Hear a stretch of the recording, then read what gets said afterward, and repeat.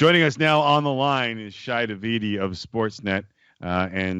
Shi, if you had to bet your money on the way Sixero spends his vacation, like, what are you picturing? I mean, I got to go with Arash with gorging on fried chicken. I mean, it seems like a layup, right? I mean, I don't know. Maybe a few beverages, a Team Portugal soccer jersey, a couple sizes too tight. I don't know if you guys have seen, he's quarantined 15 at least. He has dropped at least 15 pounds in quarantine. He's gone the other way on that. Just seeing the visuals of what the Jays put out from the Rogers. I'm not going to lie. I told Arash, it made me feel good. Just as my son resuming small practices did, and they did the small group thing. Like, what did you get from what you saw from the Rogers Center, at least in the video released by the Jays? Yeah, I think that you put it right. I mean, it's just nice to see baseball, right? And it's a little weird. You see, you're watching pitching coach Pete Walker overlooking some bullpens as he's wearing a mask, but that is the new world that we're in. And, as much as we know that this isn't normal and nothing is right and this is all precarious and all those things, it's nice to just imagine for a second, yeah, this is going to work, and I mean, we all hope it does. And we hope that there isn't any major illnesses or anything the potholes or bumps in the road are certainly, we all know them very well, but it's nice every once in a while to look at it and say, hey, you know what? Maybe this does have a shot. Maybe. Yeah. Maybe. What? And I guess there's no real way of knowing, right? It's just one of these things. Charlie was talking today, Montoya talking today about, Vlad's not going to play 60 games, but we're just going to, his lineup situation is going to be day to day. I guess the entire industry is day to day as this thing goes along. The entire world's day to day. I mean, if we're really going to be accurate about it, like what's normal, right? Nothing. Right, exactly. When you can't even go to the grocery store without zero risk, that stuff's come pretty sideways in society. So, you look at it and you think, all right, if you're in a community where COVID spread isn't rampant, then, maybe you've got a chance. And if you're cocooning properly and, the testing works, which obviously remains to be seen on the Major League Baseball side, but if you put all the pieces together, you're like, okay, this can work, but there are really no mulligans with it, right? You get one or two major screw ups and you're not coming back from it. And, Major League Baseball had a pretty bad speed bump over the weekend with the delays in testing, and the repercussions of that were relatively wide ranging. And we'll see if they're able to fix that and gain some consistency, because I know some people who are pretty uncomfortable going with the situation, saying, "Look, we don't know for sure that the people around us are healthy. Then what are we doing?" Shi Davidi joining us here on Tim and Sid. There's a lot of what are we doing going on right now. Listen, last year I wondered if the always smiling Charlie Montoya was the right fit for the Jays, the gregarious one. But with all this that we're talking about, with the global pandemic, all the uncertainty surrounding the teams, like, I wonder no more. It seems like the perfect time for the eternal optimist, doesn't it?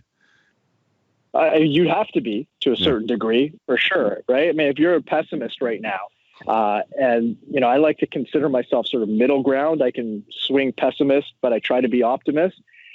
If you're a pessimist right now, you have ample ammunition to work with, right? Yeah. There are lots of reasons for you to throw up your hand and say, hey, everything is awful, because quite frankly, everything is kind of awful. But, again, I keep coming back to, you need everybody to be 100% committed. And the thing that I heard from Charlie Montoya that I thought was really interesting today is when he said, before they got together, they had a Zoom call, and he said to the players, look, I know this is going to be hard, and there are a lot of restrictions on this, but the teams that are going to piss and moan about it are the ones who are going to have bad years. And the ones who follow the protocols and the guidelines and get after it with a positive attitude, those are the ones who are going to find success. And I really think in some ways that's a message for everybody right now.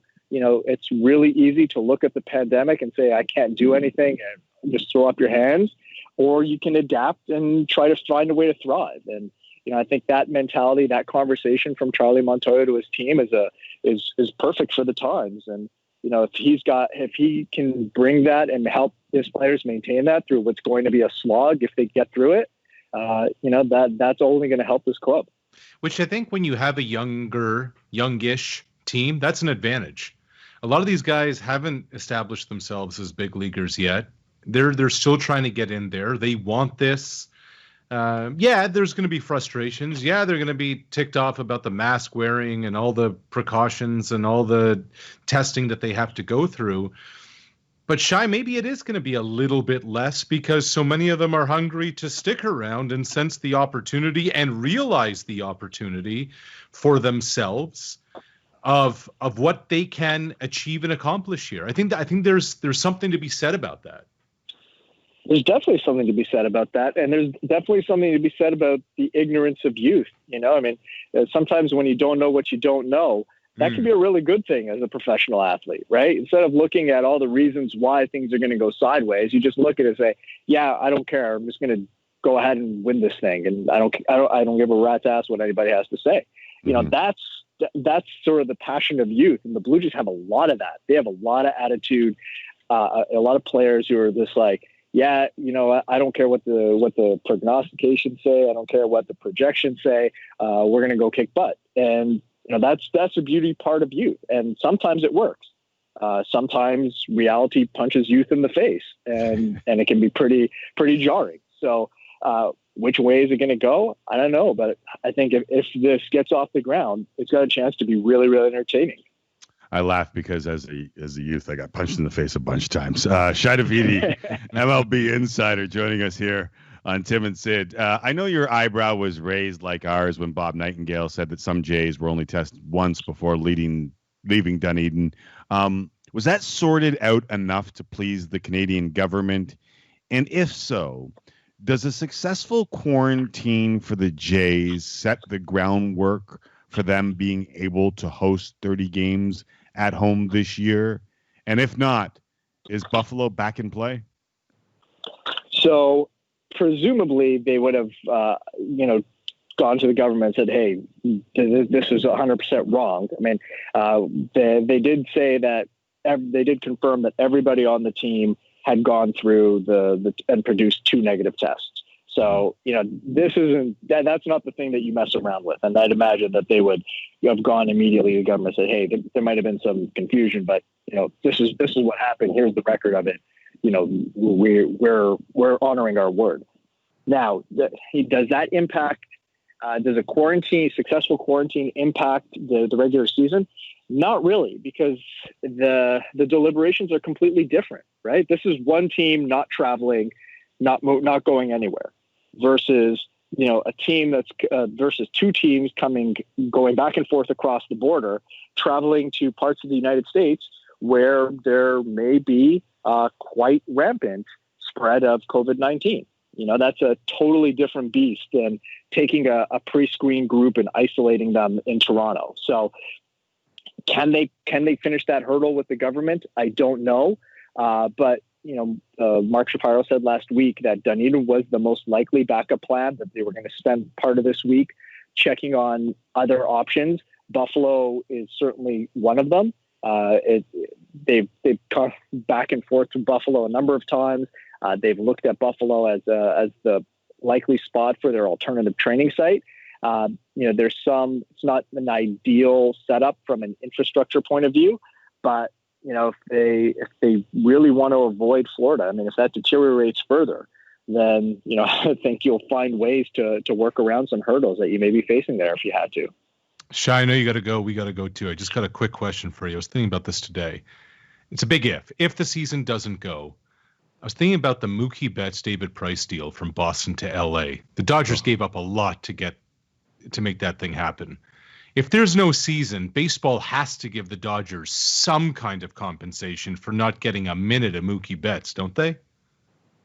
I don't know. The thing is, okay, so if you start with that deal, then where does it end? Right? Like how many other teams will say, well, I want compensation for this. Or like, I signed this guy to a free 1-year deal. I didn't get a penny out of him. I wanted a year of service time. I mean, there's just, you got to be careful with Pandora's box on that one. And, it sucks if you're the Dodgers. Absolutely. But you've still had a chance to have Mookie Betts in your organization, introduce him to the people in your front office, get to know him a little bit, have him get to know you, and should give you a leg up in trying to re-sign him. And if not, you qualify him and you get a compensatory draft pick for him. So I don't think I get it on the surface, but I don't know how you can properly compensate them. I think this, that's just bad luck, and take the L and move on. Always appreciate you joining us, Shi. Enjoy, and try not to get pictures of 6-0 on vacation in your head, okay? Flushed from my mind immediately. All right. Be well. Take care, guys.